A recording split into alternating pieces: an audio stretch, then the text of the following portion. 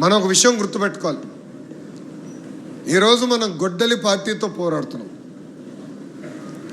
గొడ్డలి పార్టీకి అలవాటు ఏంటంటే వాళ్ళ మనుషుల్ని వాళ్ళే చంపుకుంటారు, ఆ నింద మనపైన వేస్తారు. 2019 ఎన్నికల్లో చూసాం, సొంత బాబాయిని లేపేసింది ఆ సైకో లేపేశాడు. అంత డైరెక్షను, ప్రొడక్షను, ఫైనాన్సింగ్ కూడా. ఎందుకు ఫైనాన్సింగ్ కూడా అంటున్నానంటే, నిన్నగాక మొన్న ఈడియోలో వాళ్ళ సొంత ఎంపీ అవినాష్ రెడ్డి ఇంటిపైన రేడ్ చేశారు. ఆధారాలు దొరికినాయి. మొన్నటి వరకు ఏమనుకున్నాం అంటే ప్రొడక్షన్, డైరెక్షన్ మాత్రమే అని. ఇప్పుడు ఫైనాన్సింగ్ కూడా చేస్తున్నారు.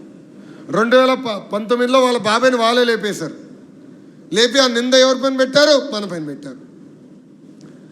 ఆ దొంగ పేపర్ ఉంది. దొంగ పైకి ఏముంటుంది? దొంగ పేపర్, దొంగ ఛానల్. ఆ దొంగ పేపర్లో హాఫ్ పేజ్ పెట్టాడు. బాబు గారిది సగం ఫోటో, కింద ఆయన వేసుకున్న ప్యాంటు, షూ వేసి చేతిలో గొడ్డలు పెట్టి ఏదో నారాసుడ రక్త చరిత్ర అని పెట్టాడు. ఆనాడు ప్రజలు నమ్మేశారు. మా కుటుంబ సభ్యులు సునీత గారు నమ్మారు. కానీ ఈరోజు వాస్తవాలు బయటకు వచ్చింది. సో వాళ్ళు ఇలాంటి అనేక టెక్నికలు చేస్తారబ్బా. కోడికత్తి గుర్తుందా? మర్చిపోయినారా? గుల్కరాయి గుర్తుందా? స్పెషల్ గుల్కరాయి రా భయ్. అది టెన్నిస్ బాల్ కానీ ఏమో స్పీడ్గా తిరుగుతుంది ఆ గుల్కరాయి. ఎందుకో చెప్తా. ఓకే, పాపం జగన్ గారికి తగిలిందంటే అయ్యో పాపం అనుకున్నా, మనిషే కదా అయ్యో అనుకున్నా. కానీ పక్కన పొట్టిగా ఒకడు ఉన్నాడు, ఎవరో మీకు తెలుసులే. ఆయనకేంటంటే ఆయన కూడా తగిలిందంటే ఇదే గులకరాయి. అంటే జగన్ గారికి ఇక్కడ తగిలినట్టుంది. వెళ్ళి అది ఇక్కడ తగిలి ముందలు పడాలి కదా, లేదంట వెళ్ళి పక్కన కూడా తగిలిందంట. ఆ వ్యక్తి ఒకరోజు ఈ కంటి మీద ప్యాచ్ చేశాడు, ఇక్కడ తగిలి. రెండో రోజు ఈ కంటి మీద ఉంది ప్యాచ్. అంటే ఎంత స్పెషల్ గులకరాయి అంటే దాంట్లో మ్యాజిక్ ఉన్నట్టుంది. అంటే గులకరాయ డ్రామా, కోడికత్తి డ్రామా, గొడ్డలి డ్రామా, ఇంకా కొత్తగా ఏం డ్రామాలు వస్తే మనం అందరూ అప్రమత్తంగా ఉండాలి. వాస్తవంగా గొడ్డలి పార్టీ అధ్యక్షుడు ప్రెస్ మీట్లు పెడితే మన అందరికి పండగ బా. మొన్న ఆయన ప్రెస్ మీట్ చూసా. జనరల్గా ఆంధ్ర రాష్ట్ర ముఖ్యమంత్రి అంటే ఒక ఎక్స్పెక్టేషన్ ఉంటుంది, ఒక రేంజ్ ఉంటుంది. ఎందుకంటే అన్నగారిని చూసాం ఒక రేంజ్, తర్వాత బాబు గారిని చూసాం ఒక రేంజ్. ఏ సబ్జెక్ట్ అయినా బాబు గారికి అద్భుతమైన అవగాహన ఉంటుంది. ఆయన ఇరిగేషన్ గురించి చెప్తుంటే ఫస్ట్ 5 నిమిషాల తర్వాత నాకే అర్థం అవుతుంది.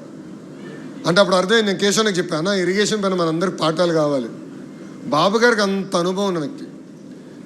కానీ మన దౌర్భాగ్య పరిస్థితి ఏంటంటే, మాజీ ముఖ్యమంత్రికి డిఎస్సికి ఏపీపీఎస్సికి మధ్యన తేడా తెలియదురా భయ్. ప్రెస్ మీట్ పెట్టి డిఎస్సి ఏపీపీఎస్సి ఒకటే అంటాడు. నేనే స్టన్నా, మిమ్మల్ని రివైండ్ చేసుకున్నా, యూట్యూబ్లో తిప్పచ్చు కదా వెనక్కి, అది తీసుకొని మళ్ళీనా 5 సంవత్సరాలు ఇలాంటి వ్యక్తి మన ముఖ్యమంత్రి. ఏపీపీఎస్సికి డిఎస్సికి తేడా తెలీదా? ఆయన ప్రెస్ మీట్ పెట్టి డిఎస్సి గురించి మాట్లాడతాడు.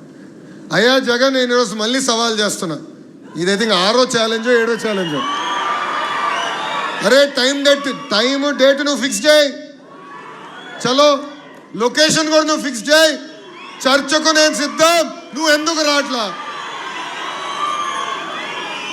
అంటే భయమా? 5 సంవత్సరాలు ఒక్క టీచర్ పోస్ట్ భర్తీ చేయాలా, ఒక్క గ్రూప్ 1 పోస్ట్ సరిగా భర్తీ చేయాలా. ఏకంగా మనం ప్రభుత్వ అధికారంలోకి వచ్చిన తర్వాత 150 రోజులు భర్తీ చేశాం. వాళ్ళు 150 కేసులు వేశారు.